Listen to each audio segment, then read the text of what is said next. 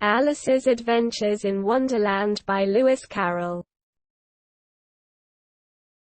The Pool of Tears. "Curiouser and curiouser," cried Alice. She was so much surprised that for the moment she quite forgot how to speak good English. "Now I'm opening out like the largest telescope that ever was. Goodbye, feet." Quote. For when she looked down at her feet, they seemed to be almost out of sight. They were getting so far off. "Oh, my poor little feet. I wonder who will put on your shoes and stockings for you now. Dears, I'm sure I shan't be able. I shall be a great deal too far off to trouble myself about you. You must manage the best way you can. But I must be kind to them," thought Alice. "Or perhaps they won't walk the way I want to go. Let me see. I'll give them a new pair of boots every Christmas." And she went on planning to herself how she would manage it. They must go by the carrier, she thought. And how funny it'll seem, sending presents to one's own feet. And how odd the directions will look.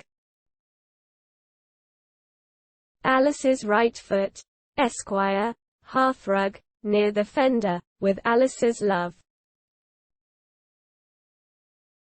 "Oh dear. What nonsense I'm talking." Quote. Just then her head struck against the roof of the hall. In fact, she was now more than 9 feet high.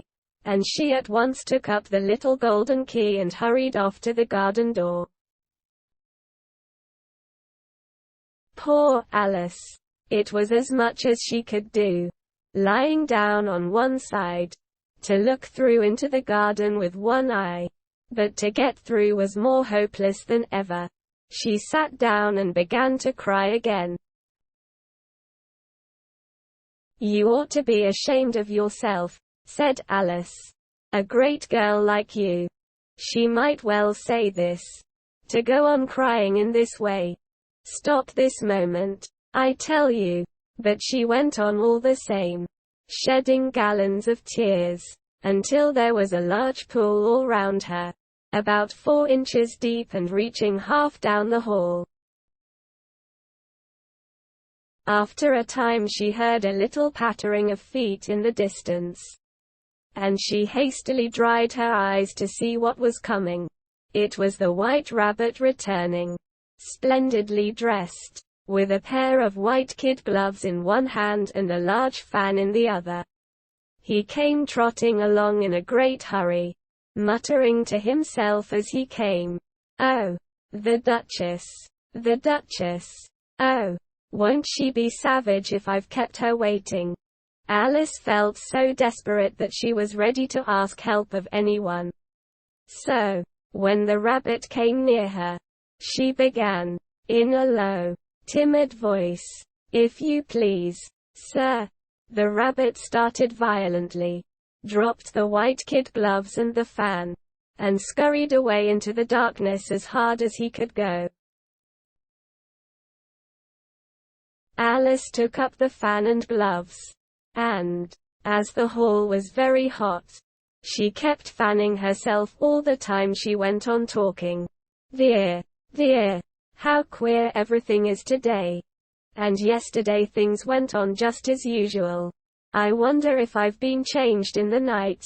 Let me think. Was I the same when I got up this morning? I almost think I can remember feeling a little different. But if I'm not the same, the next question is, who in the world am I? Ah, that's the great puzzle."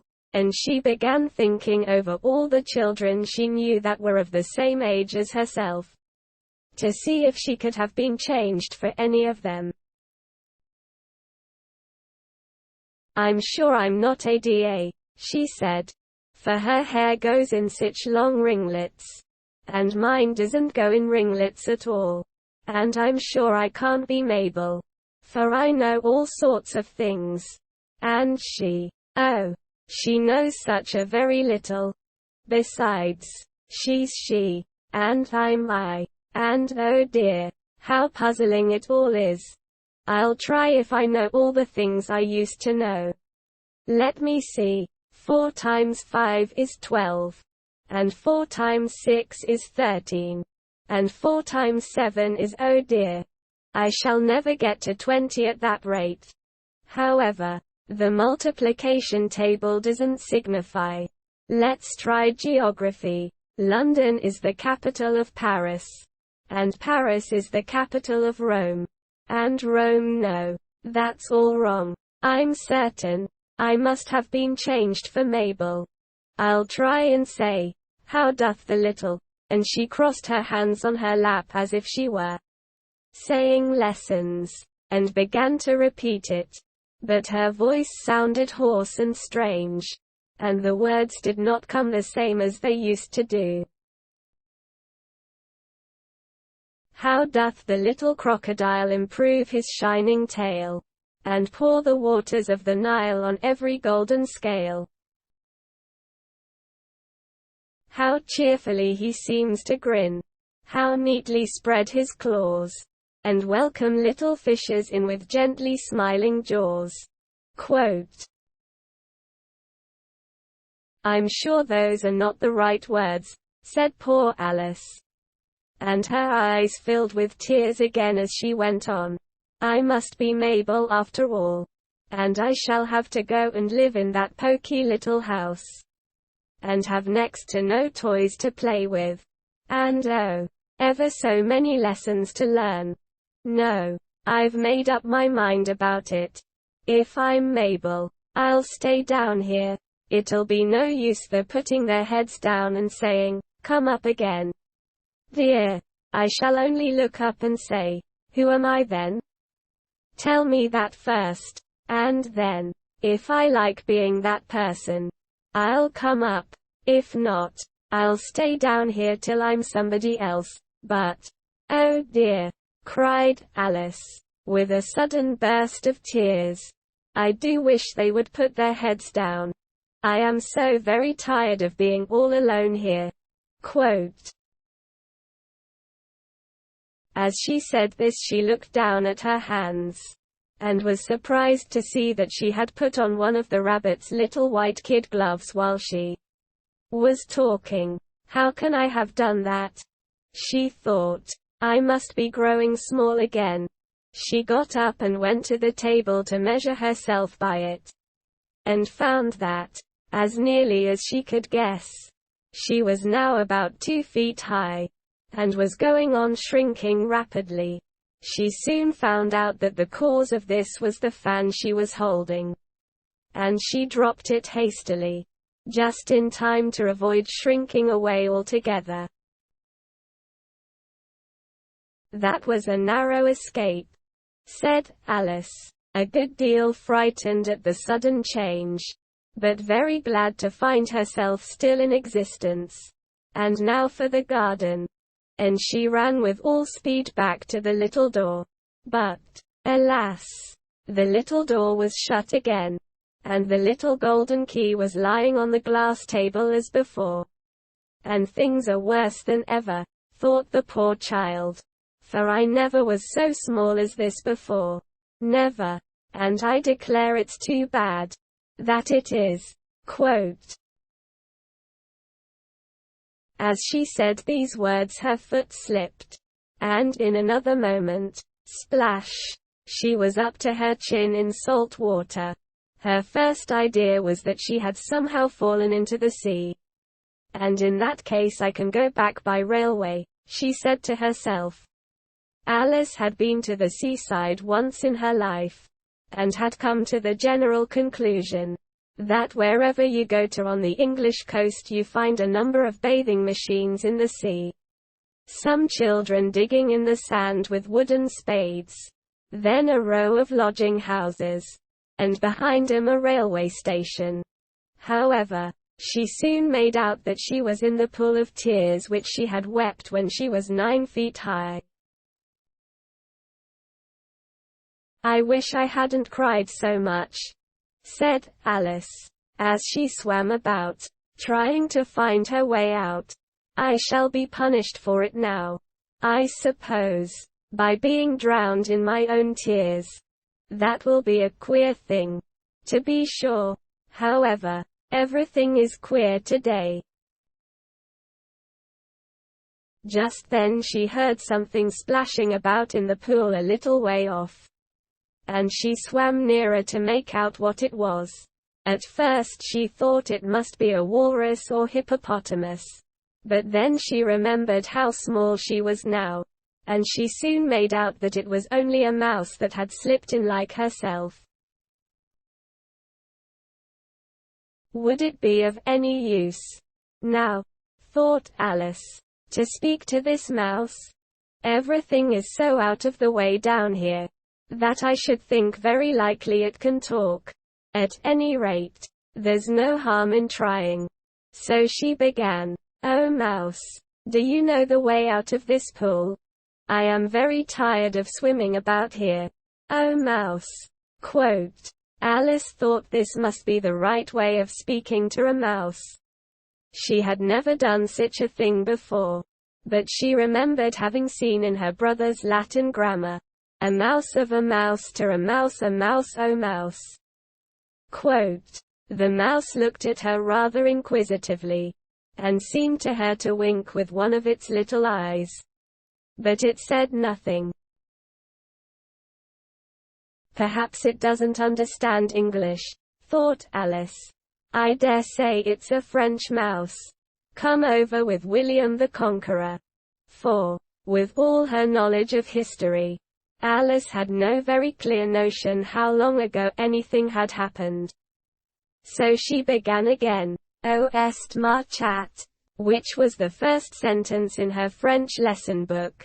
The mouse gave a sudden leap out of the water, and seemed to quiver all over with fright.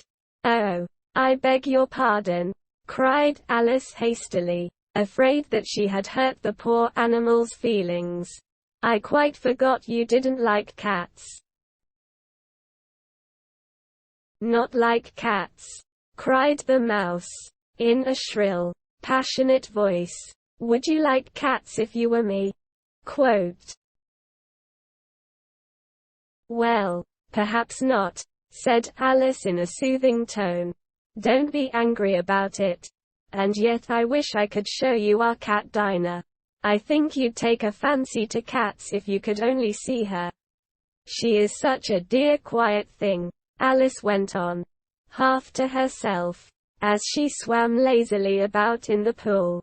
"And she sits purring so nicely by the fire, licking her paws and washing her face, and she is such a nice soft thing to nurse, and she's such a capital one for catching mice." "Oh, I beg your pardon," cried Alice again, for this time the mouse was bristling all over, and she felt certain it must be really offended.